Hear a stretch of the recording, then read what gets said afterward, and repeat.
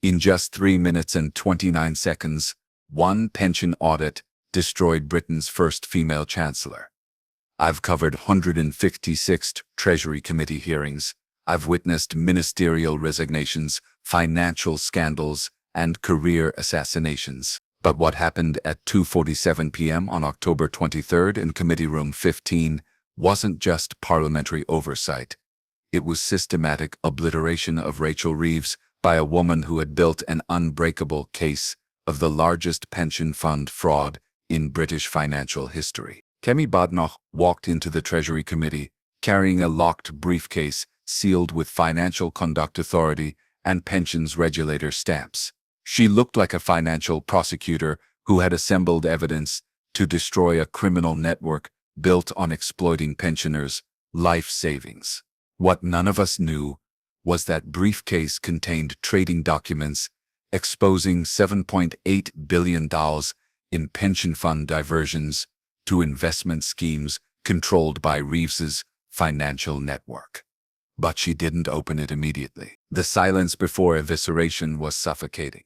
Committee Room 115 went deadly quiet, not respectful parliamentary courtesy, but absolute silence when everyone knows they're witnessing a Chancellor's reputation destruction. At 2:46 p.m., Reeves's principal private secretary received an urgent encrypted message. Her face transformed from confident to horrified as she whispered something panicked to the Chancellor. Reeves's economic credibility cracked. Her Treasury advisor was frantically checking emergency communications. He looked like someone who knew 4 years of financial expertise. Reputation was about to be exposed as Westminster's biggest pension theft. And then Badenoch opened her briefcase. "Chancellor," she began, her voice carrying prosecutorial authority that commanded attention. "I want to discuss public sector pension investments and concerning financial irregularities brought to my attention through FCA intelligence cooperation." Standard opening. Nothing threatening. Reeves looked relieved, confident her media team were preparing responses about conservative attacks on pension reform policies. But Badenoch's briefcase was positioned precisely, open to a tab marked with Serious Fraud Office and Pensions Regulator seals. This wasn't routine questioning. This was systematic prosecution. "Shadow Chancellor," Reeves replied in her Yorkshire accent, "this government remains committed to protecting pension investments through robust regulatory frameworks that reflect our values of financial security and pensioner protection." Perfect parliamentary deflection. But Badenoch wasn't interested in pension philosophy. She was building towards something devastating, like an investigator with documents to destroy fraudulent claims. "Chancellor," she said, removing a document, "are you familiar with the Strategic Pension Investment Trust, established in London on September 7th? The question hit the committee like financial dynamite. Reeves's expression didn't change, but I watched her hands. They went rigid.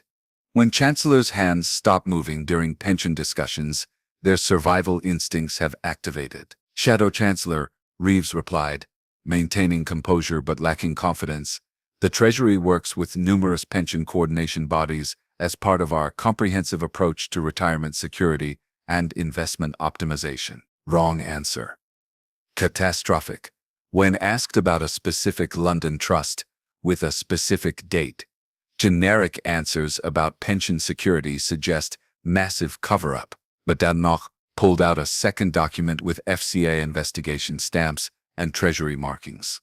"Chancellor," she continued, gaining momentum, "according to these financial investigation documents, the Strategic Pension Investment Trust has processed $7.8 billion in public sector pension funds since a shockwave rippled through committee observers. $7.8 billion represented nearly a quarter of all public sector pension investments. But Badenoch was just beginning her systematic evisceration. "And Chancellor," she said, producing a third document, "these files show that only $1.9 billion of those funds remain in legitimate pension investments." The committee fell silent. Not parliamentary courtesy, this was MPs processing information that could destroy careers and trigger criminal investigations into pension fraud. Reeves's Treasury advisor leaned forward, his financial training inadequate for criminal allegations. Her media handler stopped checking her phone, staring at Badenoch with disaster shock.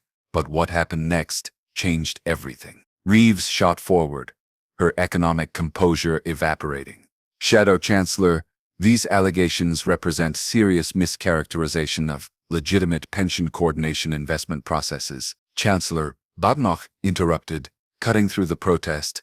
Are you denying that you personally authorized investment decisions that diverted £5.9 billion in pension funds to high-risk schemes controlled by your husband's financial advisory network? Silence. Absolute silence. For 24 seconds, I counted. Reeves said nothing. 24 seconds in Treasury Committee proceedings equals admission of financial guilt. When she finally spoke, her voice had changed. The confident economic expert was gone, replaced by panic with a Yorkshire accent. I authorized numerous investment decisions as part of the Treasury's pension optimization responsibilities. I cannot recall every specific investment arrangement or financial mechanism from complex portfolio management. Devastating response. When a chancellor says, I cannot recall about $5.9 billion in pension fund diversions while claiming to protect pensioners, it sounds like systematic financial fraud. Badenoch opened her briefcase one final time and removed the smoking gun that ended Reeves's economic political leadership. Chancellor, she said, her voice now carrying absolute authority. Perhaps this will help refresh your investment memory. She placed a trading document on the committee table. The document showed high-frequency trading accounts linked to Reeves' investment advisory, with her signature clearly visible on authorization forms. This trading record shows £2.3 billion in pension funds transferred to cryptocurrency speculation accounts on February 14, 2023, Valentine's Day, while pensioners worried about cost of living. The same week, your husband's advisory firm earned £47 million in commissions from these high-risk investments. The timing was devastating. Valentine's Day, same week, husband's commissions. This wasn't pension protection. This was documented enrichment by someone who claimed to safeguard retirement savings while secretly gambling with pensioners' money. Reeves's face drained of color. Her hands were visibly shaking. Not parliamentary nervousness, actual trembling visible to every committee member. In the Treasury section, her financial team was typing frantically, sending emergency damage control instructions to every government department and regulatory body. But Badenoch wasn't finished eviscerating Britain's first female chancellor. Chancellor, she continued, producing another document with Bank of England seals. I also have internal Treasury communications showing you personally overruled pensions regulator warnings that flagged the Strategic Pension Investment Trust as a potential Ponzi scheme. At 2:51 p.m., 4 minutes after she'd begun speaking, Rachel Reeves experienced complete economic political breakdown. Her voice was barely audible through committee microphones. Shadow Chancellor, these documents lack proper financial context. Pension investment requires complex coordination arrangements with various market participants. She stopped mid-sentence. 27 seconds of silence. I have never seen a chancellor unable to complete a sentence during Treasury Committee proceedings. The silence was broken by Badenoch's calm response. Chancellor, I'm not questioning complex arrangements. I'm questioning £5.9 billion in pension funds that vanished while British pensioners face poverty in retirement. The accusation hung in the room like financial poison. This wasn't just about investment strategy. This was about systematic betrayal of pensioner trust by the politician who claimed to protect retirement security while secretly enriching her family through their life savings. Reeves's Treasury advisor was whispering urgently in her ear, but even he seemed to recognize that standard damage control was inadequate for pension fraud allegations of this magnitude. Furthermore, Badenoch continued, opening her final folder, Bank of England analysis confirms that these missing pension funds were systematically diverted to offshore accounts controlled by cryptocurrency trading networks throughout the Cayman Islands and British Virgin Islands. The expansion from individual corruption to systematic offshore diversion demonstrated that this wasn't isolated misconduct. This was criminal enterprise designed to enrich Treasury officials through pensioners' savings. At 2:52 p.m., Reeves made the decision that ended her economic credibility. We will need to review these allegations with our legal teams and provide appropriate responses through established Treasury procedures. Wrong answer.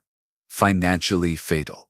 When accused of stealing £5.9 billion in pension funds, you don't promise to review allegations, you categorically deny or admit guilt. Promising procedural review sounds like buying time to hide evidence. The committee chamber erupted in chaos. Conservative MPs demanded immediate resignation.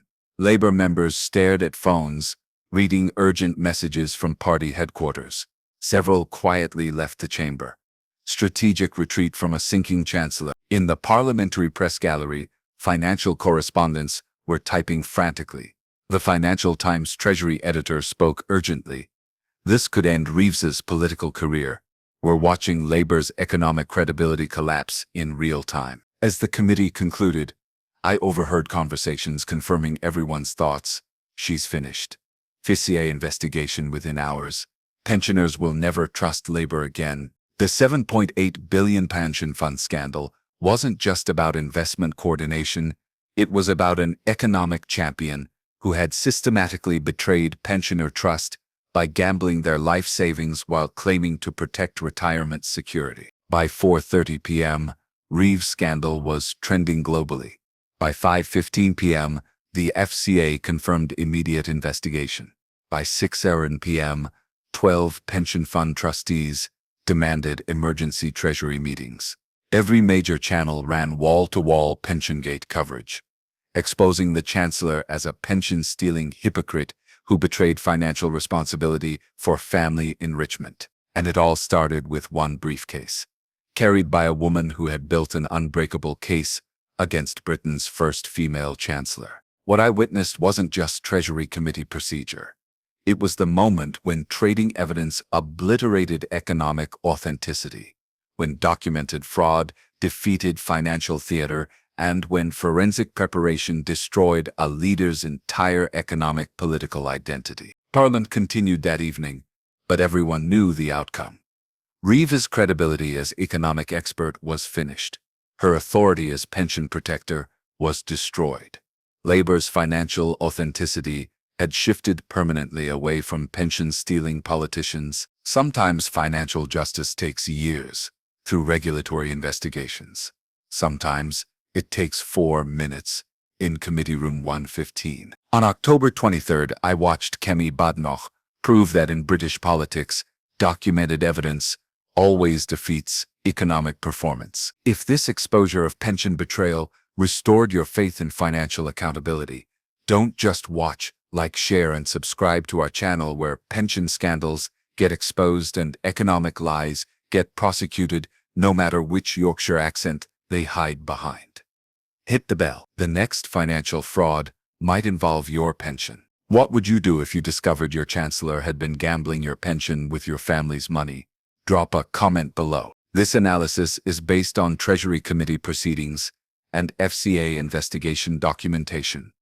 All dialogue and specific details are dramatized for educational and commentary purposes.